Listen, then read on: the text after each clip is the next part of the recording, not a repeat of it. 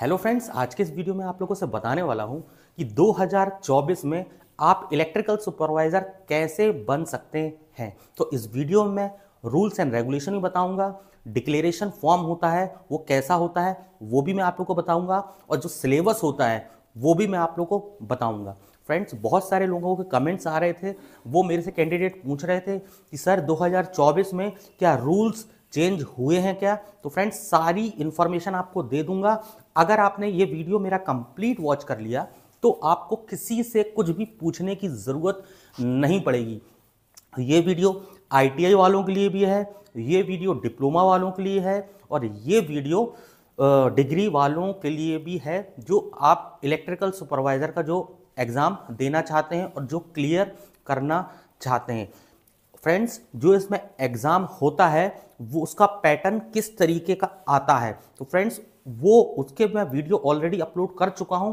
तो right hand side में जो ऊपर आई बटन है ना, उसमें उस वीडियो का लिंक मिल जाएगा, तो आपको क्लियर हो जाएगा कि किस तरीके का एग्ज़ाम आता है। फ्रेंड्स, माइनिंग के लिए भी बताऊंगा और नॉन माइनिंग के लिए भी बताऊंगा। तो फ्रेंड्स, चलिए सबसे पहले रूल्स एंड रेगुलेशंस अपन देख लेते हैं। फ्रेंड्स, देखिए यही रूल्स एंड रेगुलेशन है, इसको आप ध्यान से सुनिएगा, ठीक है, तो आपको डाउट नहीं होगा। अब देखिए फर्स्ट रूल क्या है, ये अंडर माइनिंग वालों के लिए है, ठीक है, अंडर माइनिंग वालों के लिए है, और ये नॉन माइनिंग वालों के लिए है, ठीक है। माइनिंग मतलब खदान, जिसको खदान का लाइसेंस बनवाना है उसके लिए क्या रूल्स एंड रेगुलेशन है। देखिए, if candidate have 12th with physics chemistry maths plus ITI अगर जिसने करी होगी, यानी जिसने 12th करी होगी और किस सब्जेक्ट से करी होगी, फिजिक्स केमिस्ट्री मैथ्स से करी होगी, और प्लस अगर उसने आईटीआई करी होगी इलेक्ट्रीशियन ट्रेड से, तो उसको कितने एक्सपीरियंस की ज़रूरत है, 5 साल के एक्सपीरियंस की ज़रूरत है, ठीक है। कैंडिडेट विल गिव पेपर, पहला पेपर होगा और चौथा पेपर भी होगा, ठीक है। माइनिंग ओरल और प्रैक्टिकल, ठीक है, ये भी होगा, ठीक है। समझ गए आप, यानी आईटीआई वालों के लिए क्या रूल है। अब देखिए, अगर किसी कैंडिडेट ने अगर 12th पास करी होगी फिजिक्स केमिस्ट्री मैथ से, और उसके पास अगर, ठीक है, तार मिस्त्री का वायरमैन का परमिट पास किया हुआ होगा, ठीक है, 2 सब्जेक्ट में, कितने में से, 4 में से, ठीक है, और प्लस उसके पास अगर 5 साल का एक्सपीरियंस होना चाहिए, तो उसका कौन कौन सा पेपर होगा, पहला पेपर होगा और चौथा पेपर होगा। माइनिंग ओरल और प्रैक्टिकल भी हो सकता है। अब देखिए, इफ कैंडिडेट, अगर किसी कैंडिडेट ने डिग्री या डिप्लोमा अगर करा होगा, ठीक है, अदर देन इलेक्ट्रिकल, यानी इलेक्ट्रिकल ट्रेड को छोड़कर, इलेक्ट्रिकल ब्रांच को छोड़कर, ठीक है, इलेक्ट्रॉनिक्स भी अगर आपने करी होगी, ठीक है, तब भी आप अदर में आते हैं। प्योर इलेक्ट्रिकल ब्रांच को छोड़कर अगर जिसने डिग्री और डिप्लोमा करा होगा, तो उसके पास 2 साल का एक्सपीरियंस होना चाहिए, तब भी उसका कौन सा पेपर होगा, पहला पेपर होगा और चौथा पेपर भी होगा, ठीक है। और माइनिंग ओरल भी होता है और प्रैक्टिकल भी होगा। अब देखिए, if candidate degree diploma in electrical trade, यानी प्योर इलेक्ट्रिकल से अगर आपने डिग्री करी होगी अगर, तो आपके पास 2 साल का एक्सपीरियंस होना चाहिए, ठीक है, तो उसको मात्र चौथा पेपर बस देना है, ठीक है, ठीक है, और ओरल और प्रैक्टिकल ये भी उसको देना पड़ेगा। यानी जो प्योर इलेक्ट्रिकल ब्रांच वाले हैं उनको इसमें फ़ायदा होता है। क्यों फ़ायदा होता है, आप देख रहे होंगे, उनका मात्र चौथा पेपर हो रहा है, ठीक है, और 2 साल का मात्र उनको एक्सपीरियंस लग रहा है। तो फ्रेंड्स, ये बात मैं किसकी बता रहा था, माइनिंग की बातें बता रहा था, माइनिंग की बातें, ठीक है। अब अपन बात करते हैं कि नॉन माइनिंग के लिए, ठीक है, क्या होता है। नॉन माइनिंग जैसे अपना नॉर्मल सब स्टेशन हो जाता है, अंडरग्राउंड केबल हो जाती हैं, और ओवरहेड लाइन हो जाती है, डिस्ट्रीब्यूशन लाइन हो जाती है, ट्रांसमिशन, ये क्या होता है, ये नॉन माइनिंग में आता है, ठीक है। ये जितनी चीज़ें मैंने बताई हैं ये खदान के लिए बताई हैं, ठीक है फ्रेंड्स।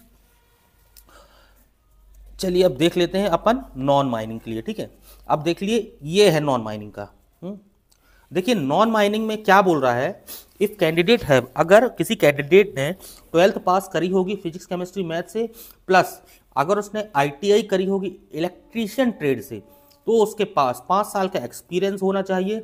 तो उसका पेपर कौन सा होगा? फर्स्ट पेपर होगा, सेकंड पेपर होगा, थर्ड पेपर होगा, ठीक है, और माइनिंग और प्रैक्टिकल भी, ठीक है, होगा।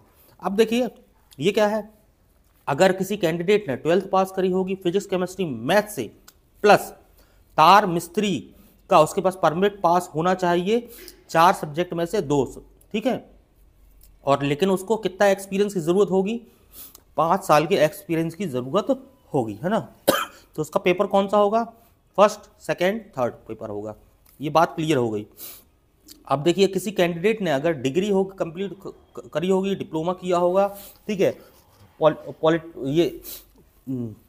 पॉलिटेक्निक करी होगी, ठीक है, और किसी दूसरे ट्रेड से अगर, यानी इलेक्ट्रिकल को छोड़ के अगर दूसरे ट्रेड से अगर उसने डिग्री डिप्लोमा करा होगा, तो उसके पास 2 साल का एक्सपीरियंस होना चाहिए। तो उसका कौन सा पेपर होगा? फर्स्ट पेपर होगा, सेकंड पेपर होगा, थर्ड पेपर होगा, ठीक है, और माइनिंग और ओरल और प्रैक्टिकल भी होगा, ठीक है।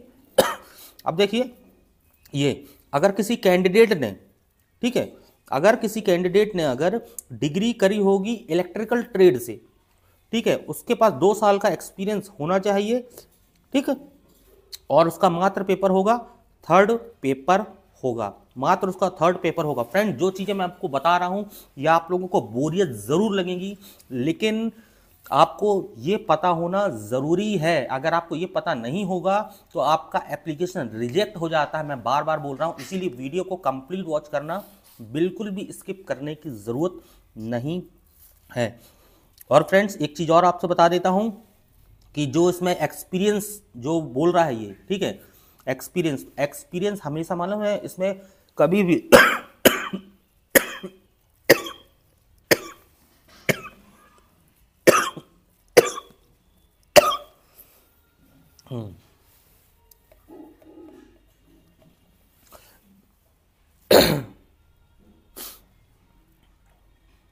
फ्रेंड्स इसमें जो एक्सपीरियंस की बात कर रहा है, ये एक्सपीरियंस हमेशा आप किसी इंडस्ट्री का लगाइए, किसी भी ठेकेदार का मत लगाइए।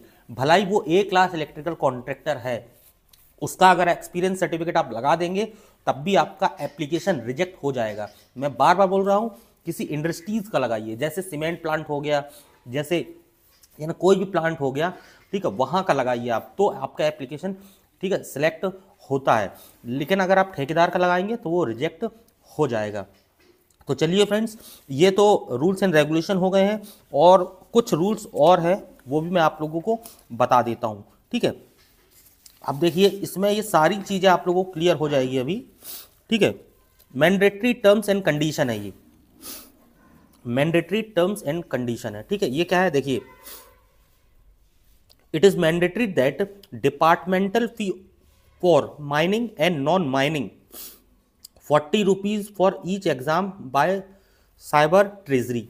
फ्रेंड्स जो साइबर ट्रेजरी होता है, ठीक है, साइबर ट्रेजरी में इसकी फीस सबमिट होती है 40 रुपए की, ठीक है, ठीक है, वो आपको सबमिट करना है। ये 40 रुपये ही बस लगते हैं, भला ही आपके कितने भी पेपर हो, मान लो जैसे आपको 3 पेपर देना है, ठीक है, या आपको 2 पेपर देना है, लेकिन आपकी फीस कितनी होगी सबमिट होगी? मात्र आपकी 40 रुपये ही फीस सबमिट होगी। अब फ्रेंड्स ये जो साइबर ट्रेजरी की फीस कैसे सबमिट करते हैं, तो फ्रेंड्स इसका मैं ऑलरेडी वीडियो बना चुका हूं, तो ऊपर आई बटन में उस वीडियो का लिंक आपको मिल जाएगा, तो ज़रूर देख लेना, ठीक है। अब देखिए ये क्या लिखा है, work experience for outside the state of the Madhya Pradesh is not accept and not allowed. यानी बाहर के जो लोग हैं, ठीक है, कोई दूसरे हैं जो MP से बाहर के लोग हैं, वो अप्लाई वर्क एक्सपीरियंस उनका नहीं चलेगा, ठीक है, भला ही आप MP को हो, ठीक है, अगर आप बाहर काम कर रहे हो तो वहां का एक्सपीरियंस है आपको, तो वो एक्सपीरियंस अलाउ नहीं होगा, यानी आपको मध्य प्रदेश का ही एक्सपीरियंस लगाना पड़ेगा, ठीक है। अब देखिए, the experience of the contractor will not be valid when the candidate has been registered as a trainee in the Madhya Pradesh Licensing Board Electrical Safety Department। Friends ये बहुत ही ज़्यादा इंपॉर्टेंट पॉइंट है, वही चीज़ जो अभी मैंने बताई थी ना, कोई भी अगर एक कॉन्ट्रैक्टर का अगर आप एक्सपीरियंस सर्टिफिकेट लगा दोगे तो वो रिजेक्ट हो जाएगा। अगर आप A क्लास इलेक्ट्रिकल के यहाँ काम भी कर रहे हो, ठेकेदार के अंदर काम कर रहे हो, तो आपको, ठीक है, ये रजिस्ट्रेशन करवाना पड़ेगा, ठीक है, ठीक है। ट्रेनी सर्टिफिकेट, इसका रजिस्ट्रेशन आपको करवाना पड़ेगा, ठीक है। ये आपका ये कहाँ से होगा, ये सीधे भोपाल से होता है, इलेक्ट्रिकल सेफ्टी डिपार्टमेंट से, ठीक है। तो वो ये करके देते हैं। और ऐसा नहीं है कि जैसे आप अगर इस सेशन में अगर आप फॉर्म भर रहे हैं तो अभी आप जाके करवा लेंगे तो आपका हो जाएगा, नहीं। उसके लिए क्या है, उनके पास 2 साल पहले से करवाना पड़ता है, 3 साल पहले से करवाना पड़ता है, यानी उनको पता होना चाहिए कि हाँ ये रजिस्टर्ड है, यहाँ पर इस कॉन्ट्रैक्टर के अंडर में काम कर रहा है, ठीक है। अब देखिए, high tension consumer work experience will acceptable, यानी आपके पास 33 kV से ज़्यादा का एक्सपीरियंस होना चाहिए, यानी 33 kV का भी चलेगा, ठीक है, उसका चलेगा। यानी अगर आपने उससे कम का अगर एक्सपीरियंस है आपके पास, ठीक है, तो वो एक्सपीरियंस अलाउ नहीं होगा। 33 kV से ज़्यादा का एक्सपीरियंस या 33 kV का एक्सपीरियंस है आपके पास तो आपका ये फॉर्म एक्सेप्ट होगा। अब देखिए, it is mandatory that the, अब देखिए फ्रेंड्स ये क्या लिखा है, it is mandatory that the applicant is being lived in Madhya Pradesh state at least, यानी 3 साल से वो कम से कम यहाँ पर रहना चाहिए, ठीक है। अब देखिए, the experience certificate should be issued on institutional letter head, ठीक है, including the competency of the institution name register, यानी जो एक्सपीरियंस सर्टिफिकेट है वो किसमें, लेटर हेड में होना चाहिए जहाँ पर भी आप काम कर रहे हैं, ठीक है। नेम होना चाहिए, डेजिग्नेशन होनी चाहिए, ठीक है, किस ऑफिसर ने वो इशू किया है, ठीक है, और आपके वहाँ पर ऑफिस का ईमेल एड्रेस होना चाहिए, फ़ोन नंबर होना चाहिए, और वो कब डिस्पैच हुआ है, कौन सी डेट को डिस्पैच हुआ है, ठीक है, उसका सर्टिफिकेट का नंबर वगैरह, ये सारी चीज़ें होना चाहिए, ठीक है। और ठीक है, 2 year work experience is mandatory after the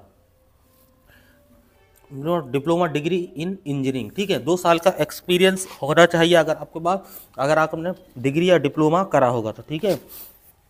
अब ये तो वही चीज़ बता रहा है जो अपन ने अभी पढ़ लिया, 5 year work experience mandatory after the, ठीक है, 12th physics chemistry math ITI, ठीक है, ये वही चीज़ है, ठीक है। 5 year work experience is mandatory after the, ठीक है, complexion of the 10th 12th wireman पर 2 subject domestical industry overhead underground, ठीक है।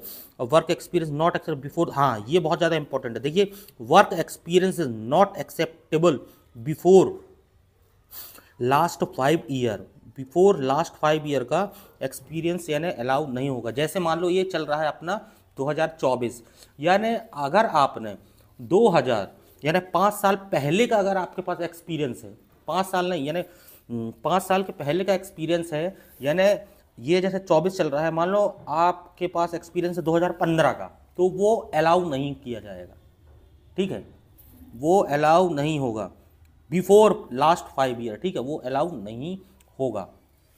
यानी करंट वाला अलाउ होगा। जैसे अभी 2000 जैसे मान लो अगर आपके पास एक्सपीरियंस है अभी जैसे चल रहा है 2024, ठीक है, तो 2023 वाला भी चल जाएगा, 2022 वाला भी चल जाएगा, 2021 वाला भी चल जाएगा, 2020 वाला भी चल जाएगा, ठीक है, यानी पिछले 5 साल का, ठीक है, वो नहीं चलेगा। अब देखिए, if the candidate is applying the mining subject then the experience is mandatory for the mining work, ठीक है, यानी अगर आपने अप्लाई कर रहे हो आप माइनिंग के लिए तो आपको पास माइनिंग का ही एक्सपीरियंस सर्टिफिकेट होना चाहिए। फ्रेंड्स, ये बात हो गई मैंडेटरी कंडीशंस की, रूल्स भी मैंने बता दिए हैं। फ्रेंड्स, इसका सिलेबस क्या होता है और ये वाली जो PDF की जो लिंक है आपको डिस्क्रिप्शन में मिल जाएगी, और सिलेबस की भी लिंक आपको डिस्क्रिप्शन में मिल जाएगी। और फ्रेंड, इसमें एक डिक्लेरेशन फॉर्म होता है, उसकी भी लिंक आपको डिस्क्रिप्शन में मिल जाएगी, तो डायरेक्ट वो सारी चीज़ें आप डाउनलोड कर सकते हैं। तो फ्रेंड्स, ये सारी चीज़ें जो मैंने आपको बताई है, इसको वीडियो को अच्छे से और देख लेना, ठीक है, रिवर्स भी करके देख सकते हो आप, फॉरवर्ड भी करके देख सकते हो, जहाँ जहाँ अगर आपको डाउट है, और कोई भी अगर डाउट है अगर आपके पास, तो कमेंट में मेरे से ज़रूर करके बताना, मैं ज़रूर आपका रिप्लाई करूँगा।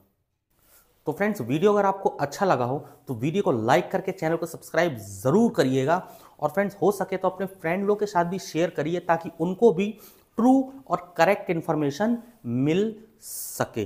फ्रेंड्स, अभी भी अगर आपने मेरे चैनल को सब्सक्राइब नहीं किया है तो स्क्रीन पे जो चैनल का आइकन दिख रहा है ना, इस आइकन को प्रेस करके आप चैनल को अभी सब्सक्राइब कर सकते हैं।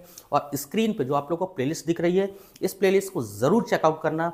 इसमें मैंने सारे वीडियोस डाल दिए हैं, इलेक्ट्रिकल सुपरवाइज़र और इलेक्ट्रिकल कॉन्ट्रैक्टर के। तो फ्रेंड्स, मिलता हूं मैं आप लोगों से अगली वीडियो में किसी नए टॉपिक के साथ, किसी इंटरेस्टिंग टॉपिक के साथ। तब तक के लिए बाय बाय एंड टेक